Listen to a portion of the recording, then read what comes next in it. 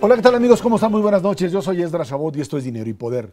La reforma político-electoral recién aprobada por el Congreso de la Unión sobrecarga, dicen, al Instituto Nacional Electoral de demasiadas atribuciones y eso constituye un riesgo, advirtió Luis Carlos Ugalde. El exconsejero presidente del IFE dijo que la reforma no cumplió por lo menos el objetivo de abatir el costo creciente de elecciones y campañas. Nos acompaña precisamente aquí en el estudio de Dinero y Poder Luis Carlos Ugalde, ahora director general de Integralia Consultores.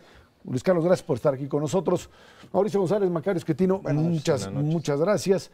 Luis Carlos, se avanzó, se retrocedió, un INE que tiene un poder mucho mayor que el IFE anterior y que pues ahora entra, digamos, en competencia con autoridades locales, que quizás es una de las partes fundamentales del cambio, ¿no? No, la pregunta es: ¿se avanzó con respecto a qué objetivo, qué meta? Y ese es el primer problema de esta reforma, que así como hay otras reformas que tienen una meta clara, como la de competencia económica o como la educativa, aquí no hay meta clara, o cada quien tiene su meta o su interpretación. Yo he escuchado quien dice que esta reforma es para tener una democracia más sólida. No sé qué significa eso. Otros que dicen que es para abaratar la democracia, otros que dicen que es para que haya más participación ciudadana. Entonces hay un problema de que no hay objetivos ni metas claras. No hay un diagnóstico de cuál es el problema y por lo tanto lo que acabó ocurriendo es que esta es una mezcla de buenos deseos, ocurrencias, ideas que, por ejemplo, lanzó Gustavo Madero, presidente del PAN, que se le ocurrió en 2013, que como los gobernadores meten mano en las elecciones con dinero para apoyar a sus candidatos, lo cual es cierto, entonces la manera de solucionar ese problema era centralizando la organización de las elecciones en un instituto nacional. Entonces, comparto el problema, pero la medicina me parece incorrecta. Entonces, creo que es una mala reforma, creo que a diferencia de otras del Pacto por México, que en mi opinión son buenas, esta no creo que tenga no haga ninguna diferencia. A ver, Luis Carlos, es que yo creo que toda regla, o sea, son las reglas del juego político y las hacen los mismos, o sea, son jueces y partes aquellos que la diseñan.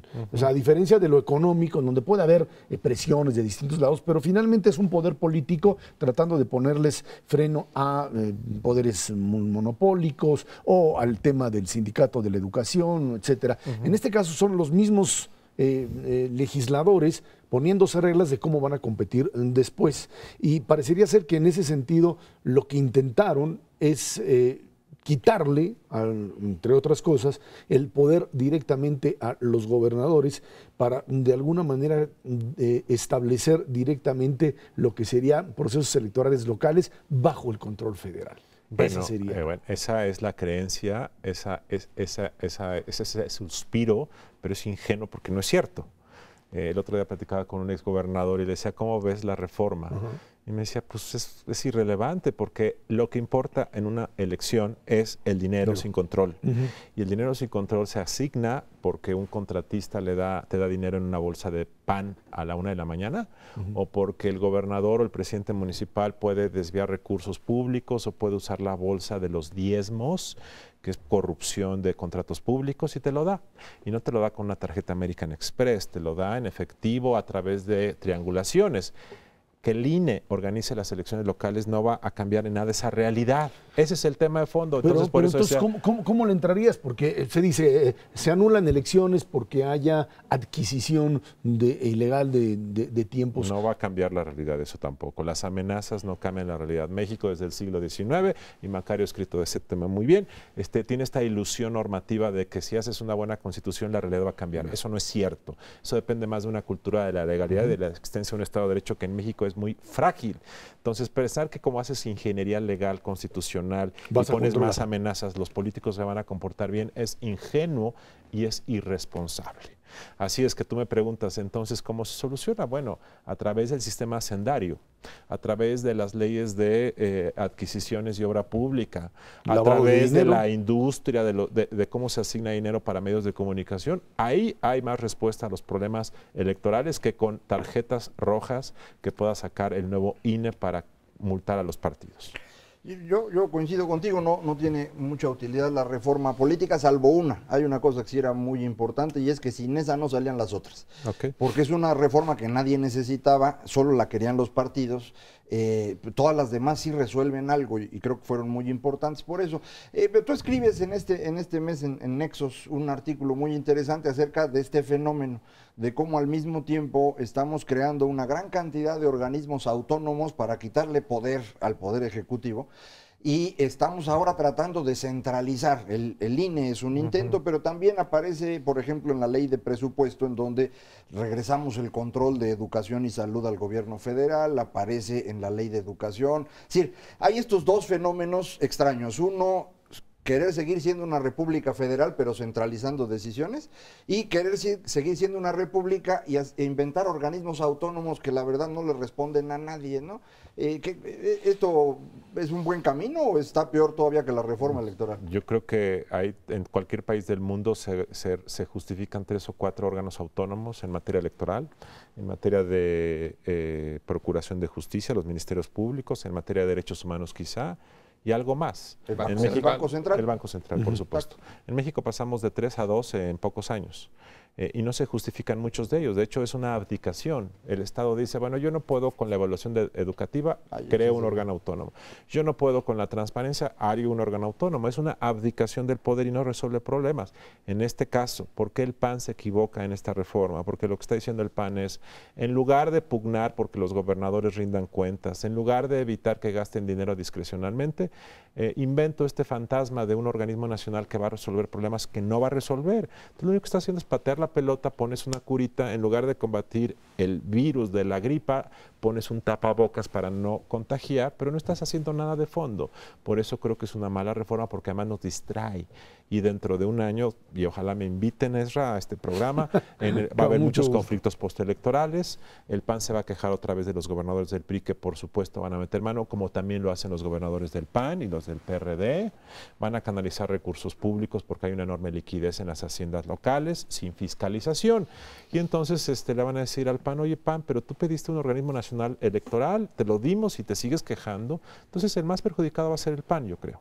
Oye, Luis Carlos, pero el uso del dinero, como tú bien decías, pues ese es de siempre. Entonces yo pienso que ahí los conflictos... ha incrementado, perdón. Bueno, se ha incrementado como es natural, pero vamos, no es algo radicalmente nuevo. Entonces los conflictos que surjan de ese tema me parece pues que seguirán siendo los que están presentes y las discusiones que se dan y los resultados que se cuestionan. Pero a mí me parece que en esta reforma hay también elementos que van a generar mucho más ruido que antes no lo hacían. Por ejemplo, a mí, en lo particular, no me queda muy claro cuáles son los criterios que va a utilizar el INE para atraer elecciones locales, porque la reforma lo que dice es cuando se pongan en riesgo las elecciones. Bueno, ¿quién es el que decide cuándo están en riesgo, cuándo no están en riesgo, si el grado de riesgo es bajo, medio, alto? Y en función de eso, pues si efectivamente las atraen o no las atraen, que creo que eso es lo que va a dar, es como una veta de conflictos enorme. Digo, tú que estuviste allá adentro, ¿qué se puede hacer para remediar esto, para sobrellevarlo? Porque bueno, ya existe, ya lo tenemos que vivir con ello. Bueno, ¿cuál sería la mejor manera? La mejor manera de sobrellevar como Frankenstein, dices tú, sí. Pues no hay mucha forma, porque mira, este es el tema central. El INE podrá atraer organización de comicios locales bajo una serie de causales muy subjetivas, como que haya riesgo a la seguridad nacional, como que haya intervención de poderes públicos. ¿Qué significa intervención de poderes públicos? Que el gobernador saque su tarjeta American Express y diga yo te pago la campaña, lo cual nunca va a ocurrir. Que alguien nos diga que se están canalizando recursos públicos pero no hay medios jurídicos para comprobarlo. Que le grabaron una conversación telefónica apoyando a uno de los candidatos. Que además es ilegal. Entonces, y que eso hacen en todas las campañas. Entonces, ¿qué es lo que va a pasar el próximo año? Si yo soy partido de oposición, siempre voy a pedir que el INE atraiga la elección de mi estado porque sé que el gobernador por definición va a estar apoyando a su candidato. Entonces, todos los partidos de oposición, incluido el PRI donde lo sea, va a decir que el INE atraiga la elección. El INE, yo supongo que en un poco de sentido correcto, va a decir, dame pruebas jurídicas de que eso ocurre. Las pruebas casi nunca van a existir. Y entonces va a haber un pleito, y entonces cuando el INE diga no las atraigo, los partidos de oposición de esa entidad van a decir, el INE está a favor del partido en el poder en esa entidad. Cuando sí lo atraigan, va a ser al revés. ¿Cuándo puede haber causas notoriamente procedentes? Pues en un caso como Michoacán, que estoy seguro que se va a atraer y nadie se va a quejar en ese caso, Michoacán. No. Pero ¿en qué otra entidad puede haber ejemplos vívidos jurídicamente demostrables. Entonces va a ser un lío. Entonces lo que creo es que más que antes va a haber conflictos preelectorales por este tema y luego postelectorales, porque además hoy se pone en la Constitución que las elecciones son anulables cuando se adquiera publicidad disfrazada y cuando se rebase el tope de campaña. El tope de campaña se rebasa casi siempre. Pero ese 5%. Y no por 5%, por 500%. El tema no es ese, el tema es que cómo demuestras cuando todo esto es una industria líquida de dinero que nadie ve. Y dos, muchísimos adquieren publicidad engañosa y publicidad encubierta. Cada vez más, es un problema muy serio. Pero ¿acaso tú vas a ir con el director de la estación de radio y le vas a dar dinero, un cheque para que te dé factura? Pues claro que no. Claro. Ahora, en ese mismo sentido, Luis Carlos, el tema que brincó al final, uno podría haber empezado a discutir estos temas como parte de lo que se aprobó y cuáles son los problemas, pero sin embargo lo que terminó pasando fue el tema este del haber de retiro, o sea, de esta posibilidad de que a los magistrados de la primera sala del Tribunal Electoral del Poder Judicial de la Federación, que no pueden actuar después de que terminan durante 2 años en su oficio, bueno, pues se les dé una liquidación, que si no estaba directamente establecido, que si se manejó por abajo del agua. Yo creo que en todo caso esto es pues mucho menor en términos de lo que realmente se está jugando. Parecería ser que, pues a mí sí me parece que es un distractor de lo que realmente pasa en el tema de la reforma política. Bueno, por supuesto que lo del haber de retiro me parece fuera de lugar, me parece abusivo que se haya querido meter, pero no es lo más relevante. Claro. Ahora sí me llama la atención que la reforma electoral haya tenido tan poco análisis, haya tenido tan poca discusión, haya pasado como de noche, quizá aparte por lo que dice Macario, era una condición para otras cosas. El PRI están enojados con la reforma a pesar de que algunos de sus dirigentes salen a alabarla. Nadie la quería en el PRI, en el PAN hay algunos que ya se dieron cuenta de que no es tan buena, en fin, pero pasó de noche y lo más, me da mucho coraje decirlo, pero dentro de un año van a ver, cuando acaben las elecciones, van a empezar a decir, no, pues hay que hacer otra reforma. ¿Y quién va a voltear a decir, oye, pero ustedes la legislaron hace un año y cómo es posible que un año después pidas un cambio a algo reciente?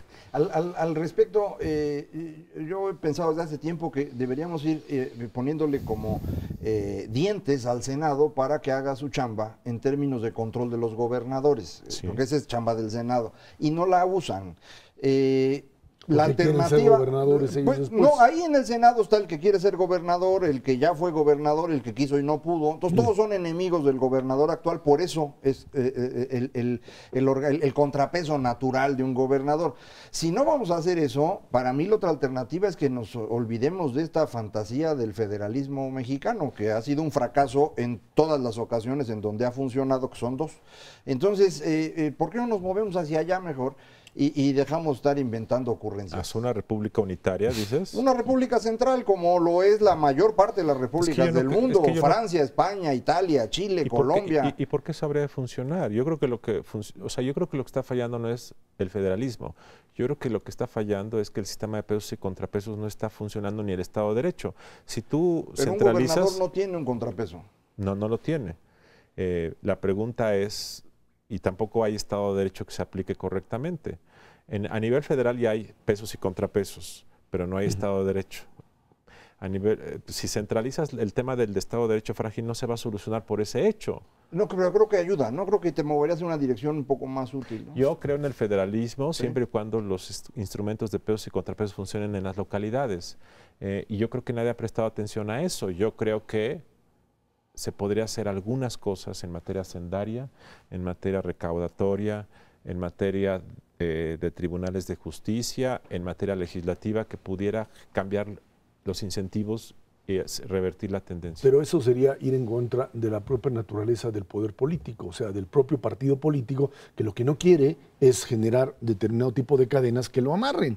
Entonces, no sé si tiene que ser parte de la presión de la sociedad, tiene que ser algún tipo de crisis política que se produzca, pero parecería ser que esta idea de que el poder por sí mismo, por cambiar las cosas, por hacer mejor, ceda parte de sus privilegios, no lo hace. Bueno, yo le decía a este senador del PAN con el que ayer platicaba, le dije, va a pasar mucho tiempo antes de que haya otra coyuntura como la que hubo en donde el PAN tuvo tal poder de presión y de negociación sobre el gobierno para obligarlo a hacer lo que él quería. El problema es que lo que pidieron son puras tonterías. cuando pudieron haber pedido cosas serias que atacaran estos problemas de fondo. Y había 2 o 3 cosas. Creo que hicieron algo bueno, que es el tema de la reelección. Eso sí es algo muy positivo de la reforma política. Y el tema de la independencia de la Procuraduría. Son los dos. Pero en materia electoral había cosas de fondo que se podían haber hecho, en materia hacendaria, en materia de fiscalización de las haciendas locales, había varias cosas muy de fondo que no se hicieron. Oye, Luis Carlos, una de las motivaciones por las que el IFE surgió es para tener resultados más confiables de los procesos y también de los resultados electorales. En 45 segundos, ¿esta reforma nos va a dar resultados más confiables que el sistema anterior? Yo creo, la pregunta es al revés, yo creo que el IFE ha dado siempre resultados confiables, más bien lograremos que la reacción de los contendientes sea para respetar esos resultados que en mi opinión son confiables. En los procesos. Yo creo que la reacción va a ser la misma y va a haber más oportunismo porque hay más causales de nulidad, entonces vamos a ver más pataleo postelectoral ahora con estas nuevas reglas que antes, de tal forma que eso no se va a solucionar. Y vas a tener además aquí en el IFE a todos los estados pegando de gritos. Pues vas a importar problemas locales a la Ciudad de México. Luis Carlos Ugarde, muchísimas gracias, director de Integralia, por estar aquí. Gracias, Herrera, gracias. Vámonos a una pausa, esto es Dinero y Poder. El Banco de México bajó su expectativa de crecimiento de la economía del país para 2014. Pronosticó que será entre 2.3 y 3.3%. Explicó que el crecimiento económico en los primeros 3 meses del año fue menor al esperado, por lo que se tomó la determinación de modificar el rango. En el informe previo, en el Banco Central, dijo que el Producto Interno Bruto crecería entre 3 y 4%. Solo falta la estimación que dará la Secretaría de Hacienda después de que el INEGI dé a conocer el día de hoy en la noche. Bueno, mañana en la mañana darán a conocer los resultados finalmente del crecimiento en el país. Digamos que sería el dato oficial.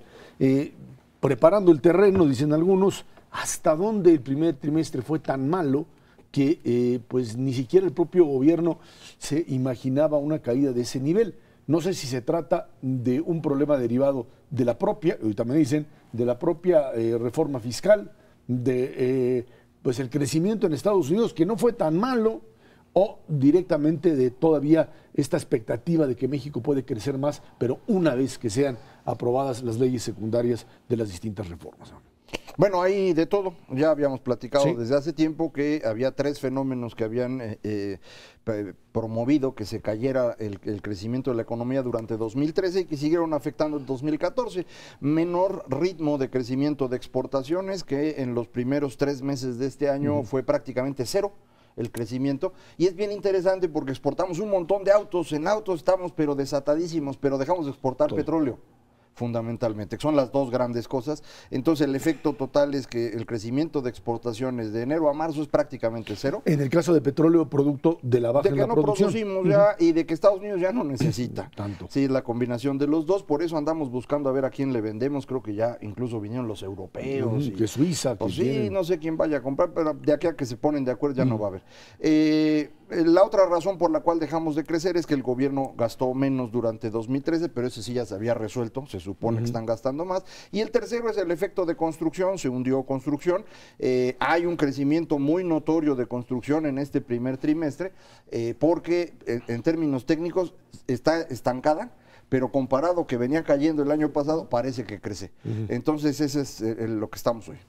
Mauricio. Bueno, yo lo que creo es que sin duda el primer trimestre va a tener un crecimiento menor del que esperaba no solamente las autoridades, sino del que esperábamos la mayor parte de los analistas económicos. A mí me parece que se le ha dado demasiada importancia a este asunto de que el Banco de México revise sus expectativas o sus estimaciones de crecimiento a la baja y que la Secretaría de Hacienda pueda hacer lo propio el día de mañana, por varias razones. La primera de ellas es porque ya es extemporáneo. O sea, si la Secretaría de Hacienda y el Banco de México fueran los primeros en decir que la economía va a crecer menos, sin duda que tiene un impacto sobre las expectativas, tiene un impacto sobre la toma de decisiones de los empresarios, de los consumidores. Pero en esta ocasión vienen a la saga. O sea, ya los analistas desde hace 2 meses dijimos que la economía iba a crecer menos, que no iba a crecer 3.9%. El promedio de los analistas está en un crecimiento de alrededor de 3%. Entonces, te soy sincero, Isra, pues yo creo que ya no es novedad y ya no influye mucho, excepto en los medios de comunicación, que se les ha dado demasiada difusión, creo. Al respecto hay una cosa bien interesante, ahorita que lo dijo Mauricio, se me ocurrió. En Estados Unidos, por ejemplo, las estimaciones que haga la Reserva Federal o que haga la Secretaría del Tesoro del crecimiento, yo creo que no le importan a nadie. Es decir, allá la gran información es cuál es el promedio del mercado, que es exactamente lo mismo que Mauricio decía ahorita, lo que los analistas opinan en México. Entonces, yo creo que sería muy útil que los medios de comunicación en México le dejaran de prestar ya atención a muchas cosas del gobierno que son absolutamente irrelevantes y le prestaran más atención a lo que ocurre en la realidad, que es lo que hacen pues, ahora, las personas en dedicadas ese a ello. sentido, el sector empresarial sigue montado, muchos sectores de esta clase empresarial siguen montados en el tema de que el crecimiento no se está generando porque la reforma fiscal les está pegando, que recordemos que no estaban de acuerdo, no estuvieron de acuerdo en la reforma fiscal como tal y ahora pues para decirle al gobierno quita esto, quites los impuestos porque no podemos crecer. Y eso es totalmente cierto, Esra, o sea, no hay manera, digo, ningún libro de texto que yo conozca hay forma de que cuando una economía se viene debilitando, que es lo que sucedió con la economía mexicana a fines del año pasado, bueno, prácticamente durante todo el año pasado, y tú subes los impuestos, pues no hay manera de que la economía crezca más, ¿me entiendes? O sea, por lo menos a corto plazo. Ni en el largo, o sea, pero bueno, sin duda en el corto, por supuesto que no. Y efectivamente, eso es lo que va a causar el debilitamiento, o sea, una cifra baja, relativamente baja de crecimiento económico, aunque hay que destacar, sin duda va a ser mejor que el crecimiento que tuvimos durante todo el año pasado. Todo el año pasado la economía creció 1.1%, probablemente la cifra que dé el INEGI este viernes, mañana, será alrededor de 1.6, 1.7, y en una de esas podría dar la sorpresa de que se acerca más al 2%. Bueno, eso es casi, ¿no?, entre 50% y el doble de lo que crecimos el año pasado. Entonces sí hay una mejoría. Lo que pasa es que la mejoría no es una mejoría generalizada, pero mira, en la mayor parte de los indicadores de producción o de ventas, ya con las cifras que hay disponibles, enero y febrero fueron muy malos, pero marzo ya empezó a mejorar la cosa y en algunos casos tenemos información de abril, también ya empezó a mejorar la cosa. Entonces, creo que la perspectiva para el segundo trimestre sí ya se va a quitar esta pesadumbre, ¿no?, de que la economía no está creciendo. Ahí aparecen lo suficiente. datos importantes de crecimiento del consumo privado, en tiendas de minoristas, en donde empieza a moverse algo de esto. El día de ayer en el foro del IMEF, el secretario de Hacienda decía, pues se puede llegar a crecer al 5% con lo en que 2016. será en 2016. Esto implicaría, sin duda alguna, un cambio sustancial, porque de lo contrario, mantener esta tendencia pues, nos llevaría a seguir en la misma línea de los últimos 12 años o 15 años. ¿sí? O 40 o 80. De crecimiento del 2% promedio. promedio. Y de ahí no sales. Crecer al 5%. Pues lo ha hecho México eventualmente en algunos años. El problema es crecer al 5% en forma por lo menos continua durante al menos 3 años, que te daría un margen sin duda de crecimiento mayor. Bueno, eso ya lo hemos hecho, lo hacemos con cierta frecuencia, crecemos 4 o 5 años al 5% y luego viene una caída de 15 y se borra todo. Bueno. El promedio de 1940 a 2010 de crecimiento es 2% anual. Entonces tampoco es una cosa de ahorita, es realmente la tendencia de la economía. Eso es lo que están argumentando desde el gobierno y es algo en lo que yo coincido. Las reformas que están liberando la economía, quitando a los empresarios monopólicos y a los monopolios del Estado, sí nos deben poner una trayectoria distinta. Y esto significa que en el transcurso de algunos años podríamos estar ya en tasas de crecimiento mucho más altas, más allá del 5% incluso, sobre todo pensando que en el resto del mundo ahorita la situación no está fácil. La mayor parte de los países que fueron exitosos en la primera década del siglo XXI, ahorita no están bien, algunos están de plano mal, lo vamos a ver en Brasil las próximas semanas que los amigos del auditorio se dediquen a ver Brasil por completo, se darán cuenta que esa economía no está funcionando bien. Lo mismo pasa en la India, China ocurre lo mismo, aunque hoy dijeron que crecía, pero en realidad están creciendo menos.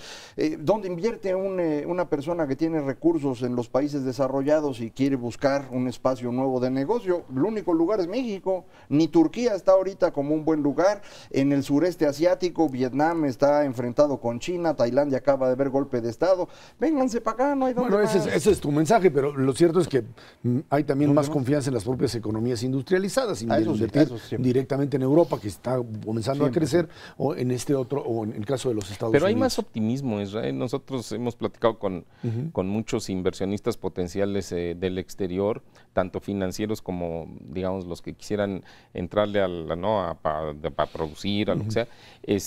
Y te soy sincero, yo creo que su actitud es mucho más optimista respecto a México que la de nosotros, ¿no? Los que vivimos aquí. Eso ya lo hemos experimentado en otras ocasiones. Y realmente, ¿qué es lo que están esperando? Bueno, tienen que ser cautelosos porque luego ya hay veces que les ha ido mal, no solamente en México, sino en otros países. Y yo creo que lo que están esperando es cómo se perfila la discusión de la reforma de telecomunicaciones y sobre todo la energía. Mira, la de telecomunicaciones, la reforma, pues, o las leyes secundarias lo que persiguen es que haya mejores servicios y más baratos, ¿no? En esencia, eso es lo que hay. Y eso va a generar algunas inversiones productivas, sin duda, y eso es bueno. Pero la reforma energética puede abrir mercados que nunca han existido en este país, o sea, actividad económica que nunca se ha dado porque la tenía acaparada Pemex o la Comisión Federal de Electricidad o ambas, etcétera. Entonces, ahí es donde realmente hay una gran expectativa, y si se llegan a generar buenas leyes secundarias en energía, créeme que el caudal de inversiones va a ser muy importante. Y no estoy hablando de inversiones para sacar el petróleo profundo. Esas pueden ser unas. Hay muchísimos otros rubros donde puede haber inversiones en el sector energético en este país. Ahora, Macario, hace tiempo cuando vimos lo que el gobierno federal planteó como contratación de deuda, como lo que sería sus niveles de deuda, se decía, pues es que con ese dinero que le va a meter el gobierno, sin duda, tienes garantizado un crecimiento determinado. Yo no sé si esto es cierto, si esto sigue funcionando en un momento en donde el gobierno sigue diciendo que ha venido gastando ya con regularidad, ha entregado el dinero y sin embargo la economía no crece. Bueno, depende que veas, los sectores crecen de manera distinta. Lo que se cayó mucho en enero y febrero, que ya Mauricio comentaba, es el consumo de las personas. Esto se ve en las ventas al menudeo, en la actividad de servicios en general, se desploma enero y febrero, pero en enero, febrero y marzo el crecimiento de la industria ya se empieza a notar. Manufacturas está creciendo más rápido que en cualquier momento previo de la administración de Peña Nieto, y en donde sí se nota un crecimiento bastante espectacular es dentro de construcción, en lo que se llaman trabajos especiales. Ahí hay un crecimiento muy acelerado, no sé si es parte del gasto. Ahí puedes estar incluyendo los proyectos para desarrollo de infraestructura, por ejemplo, no la construcción de infraestructura, sino los proyectos asociados.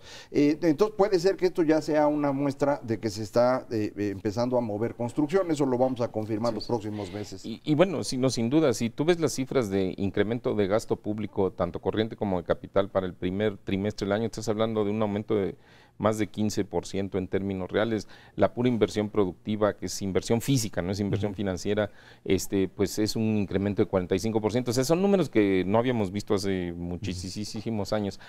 Sin embargo, yo encuentro a los empresarios escépticos porque dicen que no ven los resultados. Y mira, yo creo que esto es solamente una hipótesis, porque habría que comprobarla.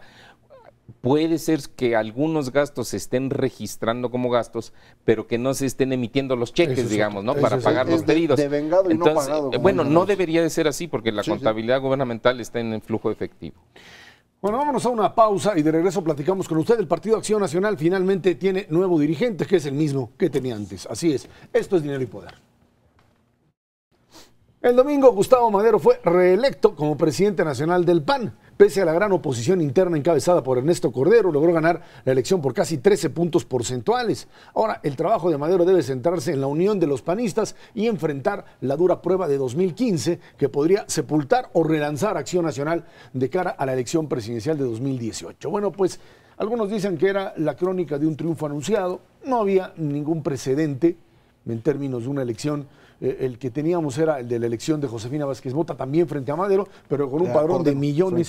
Frente a Cordero. Perdón, con Ernesto Cordero, sí. Y ahí sí tenías pues un padrón medio... Era cuando el padrón de Acción Nacional era de 1,5 millones de personas. Estaba aprizado, decían algunos. Sí, y por eso algunos dicen rasuró, pero más bien se les pidió a los panistas que volvieran a inscribirse todos para verificar que existieran y se quedaron con 250,000 personas más o menos, que fueron los que pudieron votar en esta ocasión. No votaron todos, evidentemente, pero gana Madero. La votación que obtiene Ernesto Cordero es de más o menos 43 puntos porcentuales, que no es muy diferente de lo que tradicionalmente tenía el grupo de Felipe Calderón cuando las elecciones no eran directas, sino a través de los consejeros.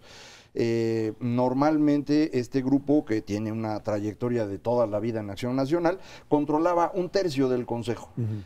Pues ahora obtuvieron votos un poquito mayores que eso, pero tampoco es una cantidad así abismal, lo cual creo yo que debe mostrar con claridad que el periodo en el que el señor Calderón fue presidente, en donde tuvo un apoyo mayoritario en Acción Nacional, pues es porque era presidente. Y ahora que dejó de serlo, pues ya se convirtió otra vez en lo que era antes, que es un líder significativo, pero ya no tiene el control de Acción Nacional, y creo que eso es lo que demostró la elección. Yo creo que el hecho de que Gustavo Madero haya ganado por una diferencia, vamos a decir, tan holgada, es bueno para todos, es bueno para el PAN, pero sobre todo me parece que es bueno para la conducción política del país. No, sí, para el gobierno federal, para el presidente haber sonreído, tener a Madero ahí otra vez. Así es. Bueno, y ya lo vimos, ¿no? Uno de los primeros actos después de la elección, pues es Gustavo Madero tomándose una foto con ¿no? el líder del PRD, ¿no? Y eso pues simplemente es básicamente para mandar un mensaje, ¿no? de que todo la cerrazón, digamos, el encono que se dio en la discusión de algunas de las leyes secundarias hace un par de meses o poco menos, pues puede desatorarse. Yo creo que en ese sentido puede haber noticias favorables. Está pendiente la discusión de las leyes secundarias de telecomunicaciones, que es donde se dio el encontronazo, y de las de energía. Y yo creo que aquí el anuncio de Cordero es útil, porque él dice, bueno, no habrá ruptura, voy a cooperar, habrá que ver qué es lo que le ofrecieron a cambio, pero eso no importa, así sucede en la política. Ahora, yo creo que esta reunión que tú mencionas, que es muy importante entre Madero y Zambrano, que decían que por las leyes secundarias, creo que el planteamiento es muy claro, vamos con las leyes secundarias, vamos con el gobierno, incluso el PRD le baja al nivel de confrontación en el caso de la energética, pero ¿qué crees? Que de una vez te avisamos que vamos a jugar nosotros dos, porque sin duda alguna, tanto Madero como Zambrano apostaron en el pasado, incluso en contra de muchos sectores de su propio partido, por las alianzas PAN-PRD que van a buscarlas para las elecciones en las gubernaturas del 2015. Y ahí está, digamos, la puerta. Hay que recordar que finalmente tanto Zambrano o ahora Carlos Navarrete, a quien le deseamos una pronta recuperación, por supuesto, eran muy, muy propicios a decir vámonos en alianza, porque todavía no se le puede derrotar al PRI en distintas entidades si no vamos juntos. Ahí no hay diferencias ideológicas, ahí la izquierda y la derecha unidas jamás serán vencidas, o sea, los dos están entrando directamente en esta competencia, y yo creo que pues, ese es el mensaje muy claro. Leyes reglamentarias que se van a dar, que van a establecer claramente los puntos de las dos reformas, la energética y la de telecomunicaciones, y por otro lado, la idea de que PAN y PRD pueden ir juntos en elecciones. Sí, ahora yo creo que esta idea de que gana el gobierno porque ganó Madero no es totalmente correcta. Si hubiera ganado Cordero también hubieran negociado. Es decir, en realidad la negociación que hizo Acción Nacional con el gobierno a través del Pacto por México tiene que ver fundamentalmente con impulsar agendas partidistas, que son las mismas que tenían los otros. Durante todo este tiempo estuvieron diciendo que ellos estaban en contra de la negociación porque era la única forma de diferenciarse de Madero, pero no es por otra razón. Pero la reforma energética, por ejemplo, exactamente la misma que propuso Acción Nacional. Todas las además es cierto lo que tú dices en parte porque los panistas votaron a favor en su conjunto. Lo que pasa es que pues, el costo de la negociación quizá es lo que hubiese cambiado. No, que es lo que y con quién negocias, pues tiene mucha importancia. Ahora para el querían, ¿no? Así es, ahora para el gobierno, más vale ahora sí que malo por conocido, o sea, ya sé con quién, que empezar a ver con quién quién negocio, ¿no? Y creo que con eso es todo y importante. todo, bueno, yo sí tengo una diferencia también de opinión con Macario en el sentido de que a mí me parece que, bueno, estuvo claro, una de las banderas de la campaña, sobre todo la campaña del grupo de Cordero, fue no precisamente que sentía demasiada cercanía entre el PAN y el gobierno, y que si él resultaba electo, pues lo que iba a haber es una agenda propia y que iban a defender sus principios y sus valores, sus intereses, etcétera, aunque puede cambiar después no del resultado, pero te cuesta más trabajo. Pero yo creo que vamos a ver un Gustavo Madero diferente en ese sentido. Yo creo que también aquí el PAN va a empezar a marcar su raya. Una vez que termine la negociación. Una vez que termine, pero las de las secundarias, que a veces son un periodo de 6 o 8 semanas, y después de eso yo creo que sí vamos a ver, ahí sí, no un rompimiento, pero sí, ¿no? Pintan su raya y cada quien va a seguir la agenda que mejor le conviene. A diferencia de lo que pasa en el PRD, en donde el problema no es de figuras, sino de concepciones de la política. O sea, el hecho de que Carlos Navarrete o Nueva Izquierda puedan liderar el partido, esto no implica que el resto del partido, con Izquierda Democrática, con Bejarano y compañía, vayan a actuar en una misma estrategia. Ahí sí hay diferencias, más aún con la entrada de Morena de López Obrador al juego. Ahí sí las cosas cambian, En ¿no? particular, en la fracción parlamentaria de la Cámara de Diputados del PRD no han logrado mantener un voto unido. En diversas ocasiones, varios diputados que realmente no son del PRD, siguen siendo porque pues no pueden poner otro nombre, pero en el fondo son de Morena. Incluso hay alguno que cada vez que sube a tribuna pone su letrerito de que es de Morena. Ellos pues están votando de una manera distinta. La elección dentro del PRD va a ser, creo yo, más complicada y por una razón muy extraña. En esta elección en Acción Nacional era Madero contra Cordero. En el PRD es Navarrete contra nadie. Y esto es lo que está complicando mucho las cosas, porque los contrincantes de Nueva Izquierda no saben cómo acomodarse. Querían al ingeniero Cárdenas, pero él no quiere entrar a una elección con justa razón, quiere que lo elijan por aclamación y eso ya no va a pasar. Y la otra alternativa es que fuera Marcelo Ebrard, el cual pues tiene encima la línea 12 del metro, que pesa un montón, entonces no se puede mover. Entonces no tienen cómo agruparse, y eso creo yo que hace un proceso de selección muchísimo más complicado, aunque parezca extraño. Ahora, algo que creo que también hay que tomar en cuenta en esta elección del PAN es un periodo muy corto, son 18 meses. Gustavo Madero ya no se puede reelegir, entonces tendrá que haber nuevos contendientes. Creo que es muy pronto para especular, pero sin duda, ¿no? Ricardo Anaya, que es su secretario general, supongo que es una de las figuras que empezará a preparar el terreno por si las dudas. Él Roberto va para gobernador Gil de Querétaro, si se puede. Yo creo que no, Esa es fíjate, su porque no, yo pienso que no, porque bueno, eso es lo que yo pienso. ¿Por qué? Déjalo, no me deja hablar. Censura, Macario. Bueno, porque tienen un contendiente más fuerte, ¿no? Tanto en las filas del PAN, y el contendiente del PRI no está tampoco débil, entonces yo creo que ahí va a tener que valorar. No te puedo afirmar nada, pero me parece que ahí tienes que... El chiste es que esa competencia también ya empezó desde hoy al interior del PAN. Y en la negociación entre Madero y Cordero, más allá de que se haya tardado 2 días en felicitarlo y le colgó el teléfono y ahí muere, porque no hay, digamos, una buena química para nada, no se llevan bien, es un asunto también personal desde hace mucho tiempo, pero el punto está en una negociación política muy clara, que es reintegrarle posiblemente a Cordero la coordinación, si no a él, a uno de los suyos, la coordinación del Senado. En Cámara de Diputados no tiene problema, está ahí Luis Alberto Villarreal, tiene totalmente el control, pero los senadores son mayoritariamente corderistas y tendrían de alguna manera que regresarle a uno de ellos, al menos, si no es que al propio Cordero, el control del Senado y también parte de la estructura directiva del PAN para que de alguna manera pudiesen funcionar y no seguir con este juego de choques y de saboteos internos, ¿no? Yo tengo la impresión que la mayoría de los senadores no son corderistas ni maderistas. Hay 3 grupos, el de Cordero es grande, el de Madero es muy chiquito, y el otro grupo, que creo yo que es el más grande de todos, es el que estuvo incluso buscando una tercera vía en el proceso de la elección. No la encontraron y acabaron sumándose a Cordero, me imagino que para poder presionar a Madero y negociar después. Y esto me llevaría a pensar que la solución ideal sería, si van a cambiar nuevamente de coordinador, que elijan a alguien de este otro grupo, que eso podría ayudar a resolver muchos de los conflictos internos y darle ya estabilidad al Senado. Si en la Cámara de Diputados además no puedes cambiar, ya se van.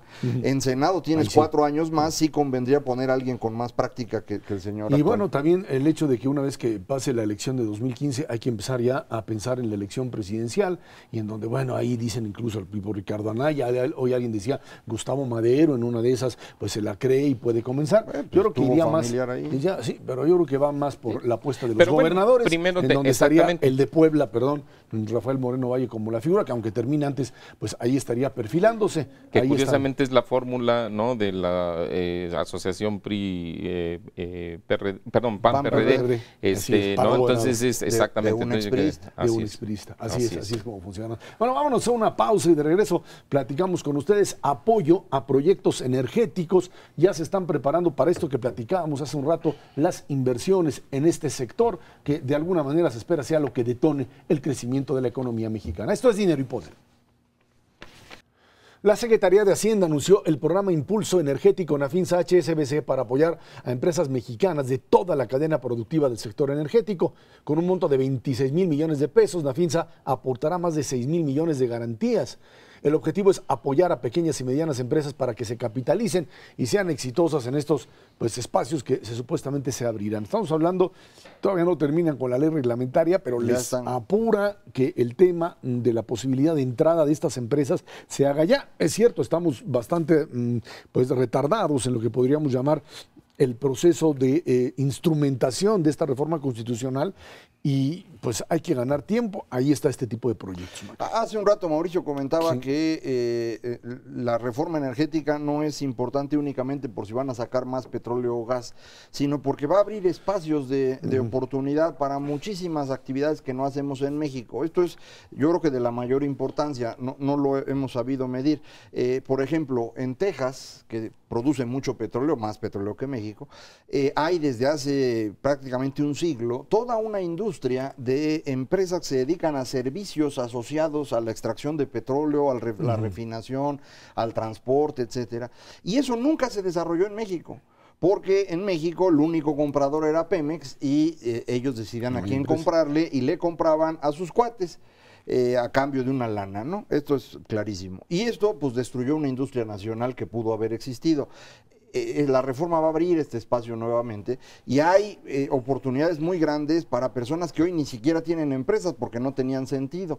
Entonces creo que este financiamiento puede ser útil más que para que las empresas se capitalicen, eso, para que haya nuevas empresas, ingenieros jóvenes que están saliendo ahorita de las universidades o personas que se fueron a Estados Unidos a trabajar, pueden regresar ahora a instalar este tipo de empresas que van a tener un gran espacio de negocio y que, como bien decía Mauricio, ni las conocemos aquí porque nunca se hicieron. Fíjate que a mí me pareció un muy buen anuncio ¿no?, del impulso a la energía, porque tiene un abanico muy grande, o sea, puedes apoyar empresas pequeñas con montos de 500 mil pesos hasta empresas ya mayorcitas con montos de 500 millones.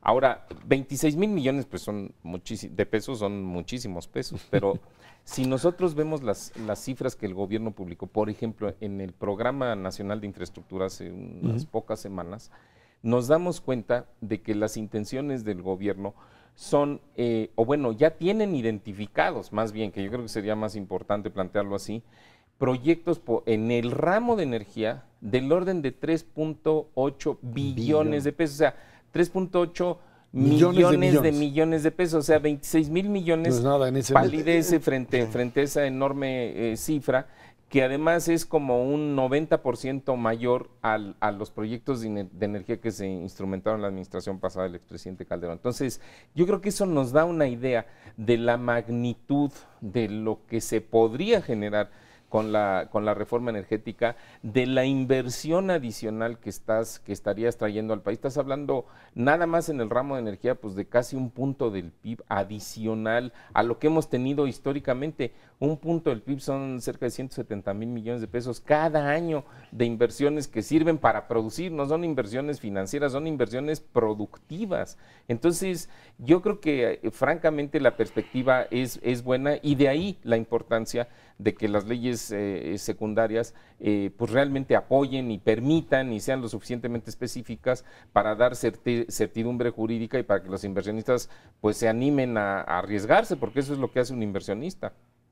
Ahora, el propio gobierno federal plantea que para el 2019 estarías incluso en un momento propicio para abrir la importación o la libre importación de gasolinas, las gasolineras como tales empezando a funcionar fuera del marco de Pemex. Estás hablando de un modelo de competencia en un sector, ya que hablabas de estas empresas que tienen que surgir y que no existían por el monopolio. En el momento en que el tema gasolineras se abra, esto también puede representar un cambio fundamental, aunque bueno, no es algo tan sencillo abrir una gasolinera, lo que tienes en términos del lugar, la presión de la gente que no quiere la gasolinera cerca, pero estás hablando, por un lado, de competencia que te permite ver distintos precios dentro de gasolinas, distintos servicios que pueden dar las gasolineras, y una situación que va en este camino de generar pues directamente un mercado que no existía en México, que no existió nunca. Yo creo que en el caso de gasolineras va a ser mucho más fácil que algunas que hoy son de Pemex se conviertan a otra marca,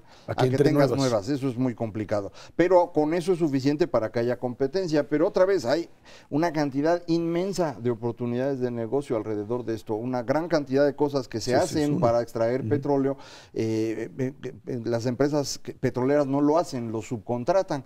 Y reitero, una buena forma de saber qué cosas se pueden hacer es nada más voltear a ver lo que se hace en Houston. La cantidad de empresas que tienen que ver con esto, ingenieros que hacen, por ejemplo, exploraciones de estas que se llaman 4D para investigar en dónde puede haber petróleo o no, los trabajos que tienen que ver con mantenimiento de vías de comunicación o de ductos de transporte, los mismos ductos, esos se abren casi de inmediato. Entonces, sí hay un montón de oportunidades que no teníamos antes. Tanques para almacenar, o sea, es increíble que escasean porque Pemex no tiene los suficientes recursos. Bueno, ¿y qué tal, ya que hablabas de gasolineras, y qué tal si empezamos a producir más gasolina en nuestro país? Ahorita estamos importando, pues, ¿no? Como el 40-50% de las gasolinas que utilizamos. No, está el proyecto de la refinería que está estacionado desde hace como 3 o 4 años, ¿no? Entonces, todo esto se puede desatorar. Y el otro tema, perdón, Macario, el tema de, abandonar ya el esquema en donde la gasolina es parte del impuesto que cobra el gobierno y terminar convirtiéndolo en un mercado libre, donde de repente te diría uno, pues va a bajar el precio de la gasolina. Sí, pero también te puede subir mucho más allá de lo que es el precio actual porque se acabó el subsidio. Bueno, y el gobierno siempre lo podrá grabar, eso. En todo caso, pero tendría que imponer un mercado de competencia. Realmente lo que tendría que hacer el gobierno es quitar el sistema de tarifas y establecer un sistema de precios que puede funcionar más o menos fácil, ya sea utilizando promedios de las semanas previas o dejando que cada quien ponga el precio que quiera más X porcentaje de impuesto, el especial a la gasolina masiva, que es lo que se hace en muchas otras partes del mundo, depende cómo le quieran hacer. Más oportunidades, todo lo que tiene que ver con electricidad, que desde 1992 ya ha recibido inversión privada por que se hizo una ley un poco extraña para darles espacio.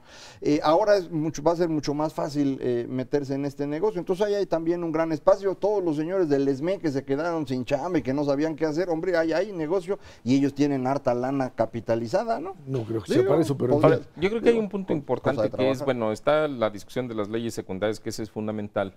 Pero aún en el caso en el que las leyes secundarias en materia energética se resuelvan favorablemente para, como decimos, incrementar la inversión productiva en el sector, yo creo que el gobierno va a tener que hacer otra tarea y esa tiene que ver con todos los procesos de licitación, probablemente cambios a la ley de obra pública, porque con la tramitología que tenemos ahorita es imposible satisfacer estos proyectos, cambios a la ley de la asociación pública-privada. El gobierno lo que está planteando es que pues en un promedio, digamos, la mitad o un poco más de los, o alrededor de la mitad de los proyectos puedan financiarse con recursos de la iniciativa privada y la otra mitad con recursos del gobierno. No importa si es mitad o mitad, lo que pasa es que aquí el punto es darle entrada a la iniciativa privada Entonces, si no se cambia también esa parte del marco jurídico, pues también va a estar difícil que los proyectos se lleven a cabo. Pero sí está contemplado, Claro. porque la idea es que Pemex y Comisión los sacas del sistema de paraestatales, los conviertes en empresas.